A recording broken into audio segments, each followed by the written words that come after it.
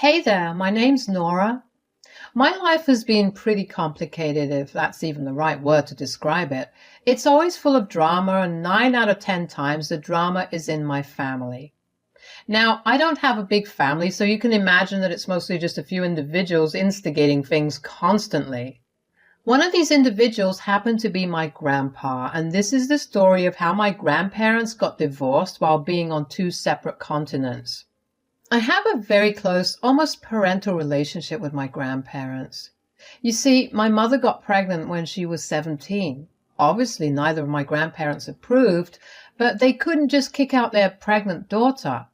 My granddad tried for days to get my mom to let go of the pregnancy, especially because my biological dad ran off as soon as my mom told him she was having his baby. My mom was adamant about keeping me, and there was nothing my granddad could do to sway her decision. They let her stay with them, but told her that she would be responsible for me after birth and that they would only help her with half of the expenses. Taking care of and raising me were fully her responsibility.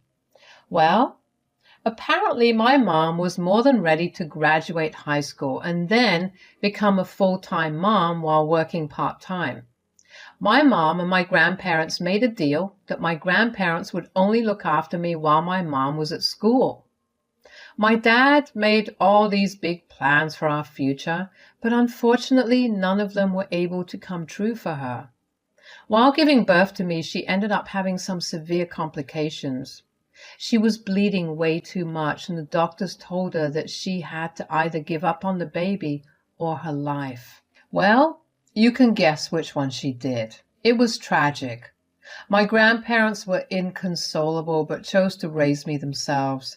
They never shied from telling me my mom's story because they didn't want to take her memory away from our family. They raised me to know that I was their granddaughter and not their daughter. In that aspect, I'm really grateful that my grandparents stepped up for me. What I'm not so grateful about was the fights that I had to witness between them while I was growing up. I'm not talking about small spats here and there. No, I'm talking about these huge screaming matches that, more often than not, ended with things in the house being broken. These fights usually started with something really small and escalated really fast. I remember one day when I was about 15 years old, my grandparents had a particularly bad fight. My grandpa stormed out of the house. I remember my heart pounding because every time they fought, I got really anxious. About 15 minutes after my grandpa left, my grandma knocked on my door. She asked if she could come in. When I nodded, she walked in and sat right next to me on the bed. "Hi, darling. How are you doing?" "Good, I guess." "I'm sorry you have to keep hearing us fight this way." "It's okay, I guess. Were you and Grandpa always like this?" No, we were not. It started up a few years ago." "Few as in 15 years ago, around the time I was born?" "Yes, but I know where you're going to go with this, and no, it's not because of you. We will never regret having you. What we do regret is not taking proper care of your mom when she was pregnant with you. Her death took a toll on both of us. You just happened to get caught in the crossfire. Sometimes it just feels like you guys would be better if I wasn't here as a constant reminder of what you lost, you know?"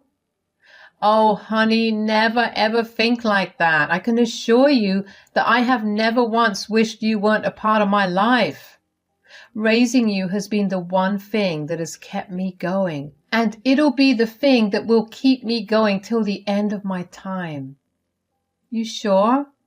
"Absolutely, honey. I love you, and that will never change, okay?" While that conversation helped me deal with my emotions, it didn't really help my grandparents' relationship. They continued to fight like cats and dogs. My granddad would spend most days out of the house than in. I never knew where he was going, but somehow every time he returned home, he would seem a lot more mellowed out. He wouldn't pick a fight with my grandma for a couple of days, which was honestly a record in our house. This cycle continued for the next couple of years, except I noticed how it was always my grandpa instigating these fights over the years. My grandma got quieter. She didn't respond to any of Grandpa's jibes or insults. That only infuriated Grandpa even more, which meant he left the house to go spend time wherever else he usually went. Under usual circumstances, I would have been happy that my grandparents weren't fighting as much, but this wasn't a mutual change. My grandma seemed sad. Her change was visible in general. She stopped cooking these elaborate meals that she used to love to make. She stopped going out to hang out with friends, and she barely looked at me. I knew that something was wrong, so I tried to talk to her about it. "Grandma, is everything okay?" "Yeah, dear. Why would you ask me that?" "No, it's just you aren't really responding much to anything Grandpa's saying." "Aren't you glad we aren't fighting?" "Well, yeah, but you seem sad. In general, you don't feel like the grandma I know and love. That's why I'm asking you if everything's all right."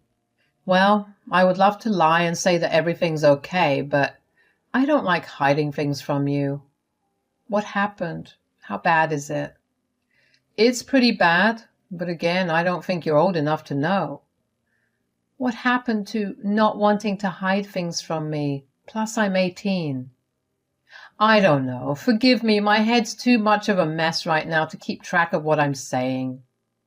"Is there any way I could help you out at least, Grandma?" "I'm afraid not, but don't focus on it. I'll be fine. I just need some time to process everything." "If you're sure." "Yes, dear. Just focus on getting into a good college and living your life." I did as she wanted. I felt bad that I was ignoring her, but no matter how much I tried to talk to her, she always brushed me off and told me not to worry. I focused on my college applications, and eventually I ended up getting into a great college in the same state, but a couple of hours' drive away. Grandpa had gotten really angry with my grandma and had left the house for nearly a month. At that time, Grandma helped me find a place to stay at and helped me settle in for college. I was upset with Grandpa, but he never viewed me as someone who could hold opinions. If I ever tried to talk to him, he would tell me to stay in my place and not interfere. And I guess that was the way things were for the next 2 years. Grandpa barely kept any contact with me. It hurt, but after a few months, I kind of got used to it. Grandma would visit me every 2 weeks and stay with me for a week. I began to actually look forward to spending time with her because I realized her being away from home was making her become her old self. Every time we spent time with each other, we would talk about what was going on in our lives. That's usually when I found out what Grandma and Grandpa were arguing about at that time. On this one particular visit, Grandma told me that they were fighting over me. "What do you mean you guys are fighting over me?"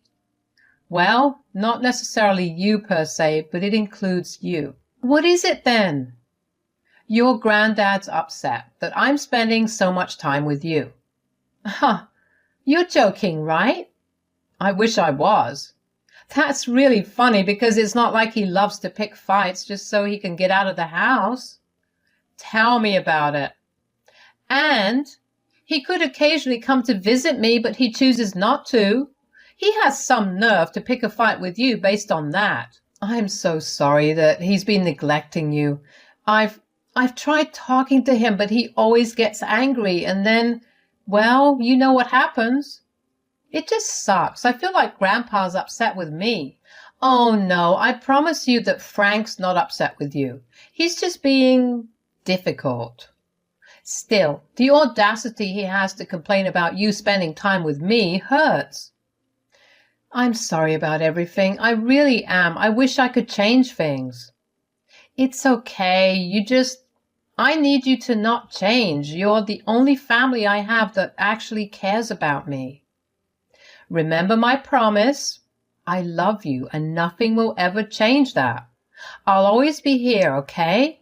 I was still upset about my grandpa's issue with my grandma by the time she left. I mean, both of them raised me, so why would it be a problem for Grandma to spend time with me? And it's not like I never made an effort to get in touch with him. Every time I tried to call him, I would go straight to voicemail, or he would speak to me for barely half a minute before hanging up on me. I just wished with every fiber of my being that whatever my grandpa said didn't affect my grandma in any way. Unfortunately, the universe has very rarely worked in my favor. Grandma was supposed to visit me 2 weeks later, but she never did. I thought that things might have gotten bad at home, so she would come visit me a week later, but that never happened either. I tried to call back home, but no one answered. I got scared. I was in the middle of my midterm, so I couldn't even leave to go back home. But as soon as I gave my last midterm, I rushed back. I walked into my home and was shocked by the state of it. It was a mess. There was shattered glass everywhere. The few dishes that weren't broken were dirty and unwashed. There was dust collected on every surface. This was never what the house looked like. One of my grandparents always cleaned up after a fight. I walked around the house just taking in the sight of it. I walked up to my grandparents' bedroom and saw my grandma just sitting in bed, staring at a framed photo of her and Grandpa from when they were younger. Grandma? Oh, Laurie, oh my gosh, you almost gave me a heart attack. Sorry, I was just worried. You didn't visit last month and no one was picking up the phone. I'm sorry, dear. A lot has been going on here and I wasn't in the right mind. Why won't you just tell me what's wrong? You've been suffering in silence for years and I can't take it anymore. Just tell me, please. Well, I guess you're old enough. It's embarrassing, okay? Grandma, we're family. Nothing's embarrassing for us. You're right, I guess. You remember how you asked me a couple of years ago before you got into college why I was so upset? Yes? And you know how Grandpa leaves to go somewhere every time we have a fight? Yeah, where does he go off to? Apparently his mistress's house. What? Come again? I found out a while ago. I found emails between the two of them. I just didn't know how to process it. I can't believe him. I mean, I knew we were fighting a lot and nothing good would come out of that, but this was a whole new level of pain. Why haven't you left him? Because he wouldn't have any place to be. I know I sound stupid, but we signed prenups before getting married. Everything is in my name. Poor man won't have anywhere to go. I don't know whether to feel pain or anger. Just promise me that if he does anything too bad, you'll leave him. But what if he has no place? I don't care. You deserve better than this. I guess you're right. I stayed with Grandma for that week. Grandpa wasn't there. I was grateful for it because I really didn't know how I would react to him. I helped Grandma clean the house up and listen to her rant about her feelings. It hurt me to see my grandma crying.